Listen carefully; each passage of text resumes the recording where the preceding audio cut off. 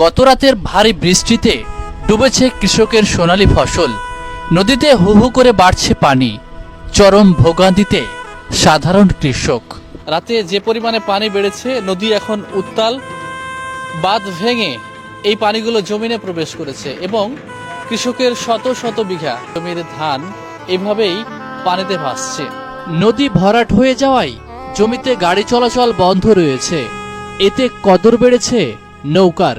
প্রতি বিঘা জমির ধান নদী পারাপারের জন্য চাষিকে গুনতে হচ্ছে 1 থেকে 1,500 টাকা, যা চাষির জন্য মরার উপর খাড়ার ঘা।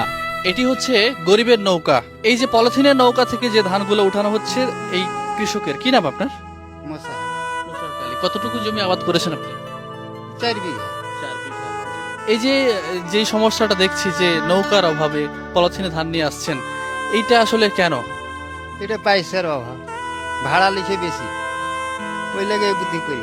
এই দুর্ভোগ এই এলাকার মানুষের জন্য নতুন কিছু নয়। 2-1 বছর পর পর আগাম বন্যা হলেই সীমাহীন দুর্ভোগে পড়েন এখানকার চাষিরা।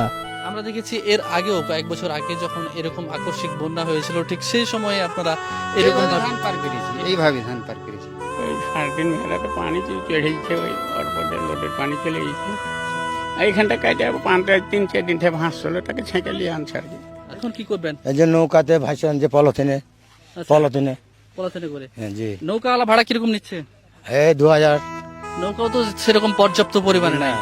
দুপুরে সরজমিনে পোরশা উপজেলার নিতপুর ট্যাকঠা নদীর ঘাটে গিয়ে দেখা যায় এমন চিত্র। ক্ষতিগ্রস্ত চাষিরা জানান, দীর্ঘদিন ধরে ট্যাকঠা নদীর ঘাটে একটি ব্রিজের দাবি জানিয়ে আসছেন তারা, কিন্তু জনপ্রতিনিধি বারবার আশ্বাস দিলেও তা আর বাস্তবায়ন হয়নি। ফলে নদীতে পানি আসলেই ঘরে ফসল তোলা নিয়ে চরম ভোগান্তি ও অনিশ্চয়তার মধ্যে পড়েন চাষিরা। এমত অবস্থায় কৃষকের ভোগান্তি রোধে একটি ব্রিজ নির্মাণের দাবি জানান ক্ষতিগ্রস্ত চাষিরা। ব্রিজ হলে খুবই ভালো হয়। সরকার কই বলছি তো কই সরকার করছে। একটা ব্রিজের দাবি, তো এটা ব্রিজ তো হচ্ছে না। তো একটা ব্রিজ হলে ভালো হতো, সুবিধা হতো। একটি ব্রিজ না থাকার কারণে এই এলাকার চাষিদের দুর্ভোগ দেখুন। এই সমস্ত ধানগুলো কত কষ্ট করে এই এলাকার চাষিরা নিয়ে আসছে। নৌকার অভাব, একদম অবস্থা খুব খারাপ। নরবংত ধান সব শেষ হয়ে গেল। এখন আল্লাহ যদি নিয়ে আসায় তাহলে আসবে, নাহলে আসবে না। কখন থেকে এই ধরনের সমস্যার সম্মুখীন হয়েছেন? কাল থেকে। কালকে রাত থেকে হঠাৎ বৃষ্টির কারণে রাত নদীতে 10টা। পানি আসছে কখন? বেলা 10টার দিকে। ধানের অবস্থা তো দেখতে মাঠের ব্যাগ ডুবে সব। এখানে একটা ব্রিজ হলে তো মানুষের জন্য প্রচুর উপকার হবে। যে একটা ব্রিজ হলে পরে তো সুবিধা হতো। কি পরিমাণে জমি আছে, কি পরিমাণে মানুষ চাষাবাদ করে আসলে?